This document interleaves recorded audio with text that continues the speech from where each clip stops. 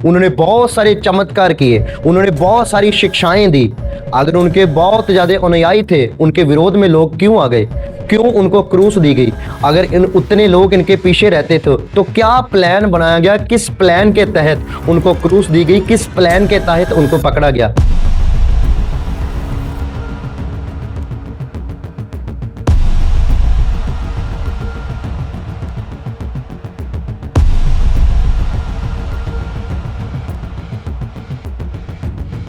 सबको जय मसीह की।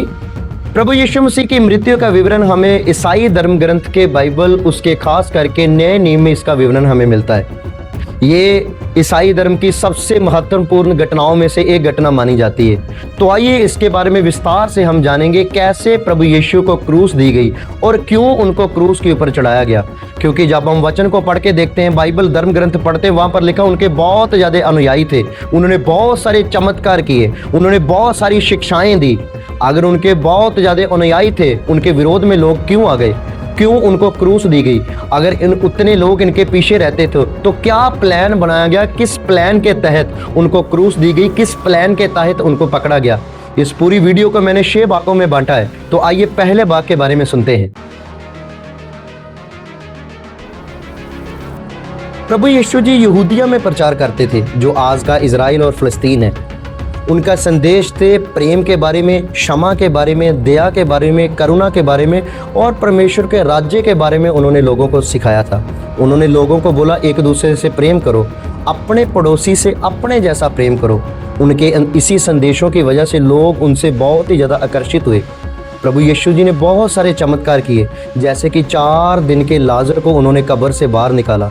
बहुत सारी भीड़ थी वहाँ पर और लोगों के सामने प्रभु जी ने एक मुर्दे को जिंदा किया। ये लोगों के लिए बहुत ही बड़ी बात थी, लोगों ने ऐसी चीज़ें कभी नहीं देखी थी। एक समय ऐसे आया जब बहुत भीड़ प्रभु यीशु जी के पीछे थी। 3 दिन से लोग भूखे थे और एक छोटा बच्चा वहाँ पर था। उसने प्रभु यीशु जी को 5 रोटी और 2 मछली दी और वहां पर लिखा 5000 सिर्फ मर्द ही मर्द थे। अगर हम स्त्रियों की, बच्चों की गिनती लगाएं तो कितनी भीड़, 30, 35, 50 हजार के करीब वहां पर भीड़ थी। और प्रभु यीशु जी ने 5 रोटी और 2 मछली लेकर जब प्रार्थना की और 5 रोटी 2 मछलियों से उसने इतने लोगों को रजाया, इतने लोगों को खाना दिया। ये लोगों के लिए बहुत ही बड़ी बात थी, क्योंकि 5 रोटी और 2 मछलियां ऑटोमेटिकली बढ़ती जा रही थी जब प्रभु यीशु जी प्रार्थना करते थे।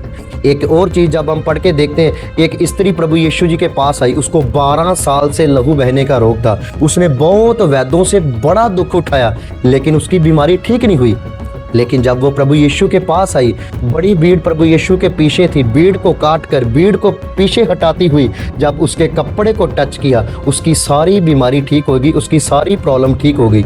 लोग उस स्त्री को जानते थे, उन्होंने देखा ये वैद्य इसको ठीक नहीं कर पाए, इसकी बीमारी ठीक नहीं हुई। लेकिन ये प्रभु यीशु के पास आकर जब प्रभु यीशु के कपड़े को उसने टच किया विश्वास के साथ, उसकी सारी बीमारी जाती रही। इन्हीं चमत्कारों ने लोगों को प्रभु यीशु के प्रति बहुत ही ज़्यादा आकर्षित कर दिया और लोगों का प्यार प्रभु के प्रति और ज़्यादा बढ़ गया। और धीरे धीरे करके उनके इन्हीं चमत्कारों की वजह से, उनके संदेश की वजह से उनके अनुयायी बहुत ही ज़्यादा बढ़ रहे थे। प्रभु यीशु जी ज़्यादा पापियों से प्रेम करते थे, खास करके जो टैक्स लेने वाले थे, जो सामरी थे। और जाहिर जो बड़ा एक टैक्स लेने वालों का सरदार था, जब वो घर से बाहर निकलता तो लोग उसको पापी पापी बोलते थे। प्रभु जी ने ऐसे लोगों को अपनाया।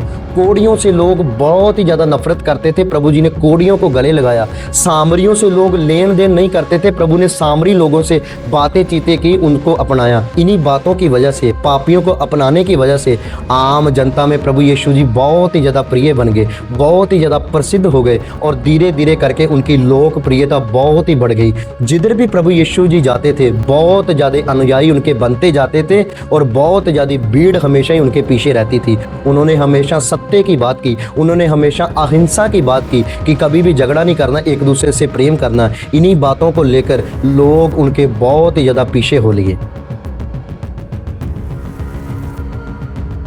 प्रभु यीशु जी के विचार उस समय के धार्मिक नेताओं जैसे कि फरीसी और संदूकियों से बिल्कुल ही अलग थे। वो उन्हें व्यवस्था विरोधी और अपने लिए खतरा मानने लगे। उस समय रोमन साम्राज्य था और रोमन साम्राज्य के शासकों को डर था कि प्रभु यीशु जी का बढ़ता हुआ प्रभाव उनके लिए खतरा पैदा हो सकता है। इसलिए उन्होंने प्रभु यीशु को एक राजनीतिक खतरे के रूप में देखा। प्रभु यीशु ने धार्मिक परंपराओं और सामाजिक भेदभाव का विरोध किया। इससे पारंपरिक सत्ता वर्ग बहुत ही ज्यादा नाराज हो गया। उनके अनुयायी तो बढ़ रहे थे, लेकिन साथ साथ में उनका विरोध भी बढ़ रहा था। प्रभु यीशु जी जब भी कोई चमत्कार करते थे, बोलते थे तेरे पाप क्षमा हुए, और वो अपने आप को परमेश्वर का पुत्र कहते थे, जिससे संदूकी और फरीसी लोग उनसे बहुत ही ज्यादा विरोध करने लगे। इन्हीं बातों को वो ईश्वर की निंदा बोलते थे, और वो बोलते थे ये व्यवस्था का विरोध करता है और अपने आप को परमेश्वर का पुत्र बोलता है। और इससे उनके मन में उनके प्रति बहुत ही ज्यादा विरोध पैदा हो गया और प्रभु यीशु का वो विरोध करने लगे। प्रभु यीशु के 12 चेले थे। 12 चेलों में से एक चेले का नाम था यहूदा इस्करियोती। ये चेला सबसे ज्यादा लालची चेला था, क्योंकि प्रभु यीशु जी को जितने भी लोग दान दक्षिणा कोई देते थे वो एक थैली में डाली जाती थी, और वो जो दान दक्षिणा वाली जितनी भी थैली थी ना, वो यहूदा इस्करियोती चेले के पास रहती थी। जब हम यूहन्ना चैप्टर नंबर उसका 12 में पढ़ के देखते हैं, वहां पर लिखा है पैसे की थैली जो थी वो यहूदा इस्करियोती के पास रहती थी, और जितने भी पैसे वो थैली में डाले जाते थे वो पैसे निकालकर अपने घर ले जाता था। ये बहुत ही लालची चेला था। और यहूदी और फरीसी लोग सब चेलों के बारे में जांच रहे थे कि किस चेले को हम ऐसा पकड़े, किसको हम लालच दें कि वो प्रभु यीशु को हमारे हाथों में सौंप दे, प्रभु यीशु को हमारे साथ मिलके पकड़वाए। उन्होंने यहूदा इस्करियोती को 30 चांदी के सिक्के दिए। उस समय ये पैसे की बहुत ही ज्यादा कीमत थी। यहूदा इस्करियोती तो पहले लालची था। उसने उस नेताओं से 30 चांदी के सिक्के लिए और प्रभु यीशु को उनके हाथों में सौंप दिया। ये घटना जो हुई ये गतसमनी बाग की घटना है। यहाँ पर प्रभु यीशु जी प्रार्थना करने के लिए अक्सर जाया करते थे, और वहाँ पर वो प्रार्थना कर रहे थे। उस समय उन्होंने प्रभु यीशु जी को पकड़ लिया। उन्होंने यीशु के ऊपर आरोप लगाया कि ये खुद को ईश्वर का पुत्र और अपने आप को राजाओं का राजा बोलता है। ये एक ईश्वर की निंदा माना गया, और खुद यहूदी लोग यीशु को मार नहीं सकते थे, क्योंकि उस समय रोमन साम्राज्य का शासन था। उन्होंने उसको पिलातुस के सामने पेश किया। पिलातुस उस समय का रोमन गवर्नर था, लेकिन पिलातुस ने यीशु के अंदर कोई भी दोष ना पाया। लेकिन भीड़ के दबाव के कारण उसने प्रभु यीशु के ऊपर मृत्यु दंड अर्थात उसको क्रूस देने का हुक्म जारी कर दिया। क्रूस पर चढ़ाने से पहले प्रभु यीशु जी को 39 कोड़े लगाए गए। ये कोड़े बहुत ही ज्यादा खतरनाक थे। उनके मुंह के ऊपर थूका गया, उनकी दाढ़ी को नोचा गया, उनके सिर के ऊपर कांटों का ताज डाल दिया गया, और उनके आंखों के ऊपर पट्टी बांध करके उनको मारा गया, और उनका बहुत ही ज्यादा मजाक उड़ाया, उनका बहुत ही ज्यादा अपमान हुआ।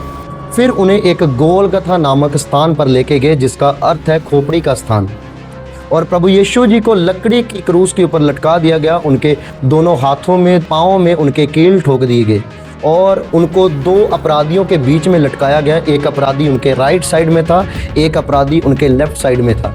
और ये घटना शुक्रवार दोपहर 12 बजे से शुरू हुई, और लगभग 3 बजे के आसपास प्रभु यीशु जी ने अंतिम सांस लिए थे, और क्रूस के ऊपर चढ़ के प्रभु यीशु जी ने 7 शब्द बोले थे, और उनका लास्ट 7वां शब्द जो है वो ये है, हे पिता मैं अपना आत्मा तेरे हाथों में सौंपता हूँ। ये कहकर उन्होंने अपने प्राण त्याग दिए। प्रभु यीशु जी के शरीर को क्रूस पर से उतार के यूसुफ नामक व्यक्ति ने एक नई कब्र में रखा। उस कब्र में आज तक कोई भी नहीं रखा गया था, और इस घटना को गुड फ्राइडे माना जाता है।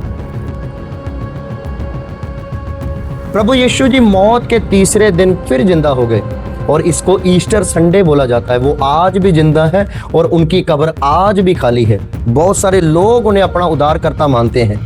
और प्रभु यीशु जी उठने के बाद 40 दिन तक अपने चेलों से बातचीत करते रहे, उन्हें संदेश सुनाते रहे, उनके साथ खाते पीते रहे, उठते बैठते रहे, और 40 दिन के बाद वो स्वर्ग में उठा लिए गए, हवा में स्वर्ग में उठा लिए गए।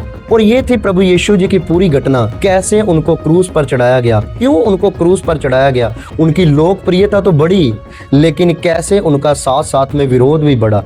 और मैं आप सबको बोलना चाहता हूँ, ज़्यादा से ज़्यादा इस वीडियो को शेयर कीजिए। जिन लोगों को प्रभु यीशु के बारे में नहीं भी पता है, उन लोगों तक भी ये वीडियो को शेयर कीजिए, ग्रुपों में शेयर कीजिए। और प्रभु जी आपको बहुत सारी आशीष और बरकत दें। मिलते हैं एक और नई वीडियो में। सबको जय मसीह की।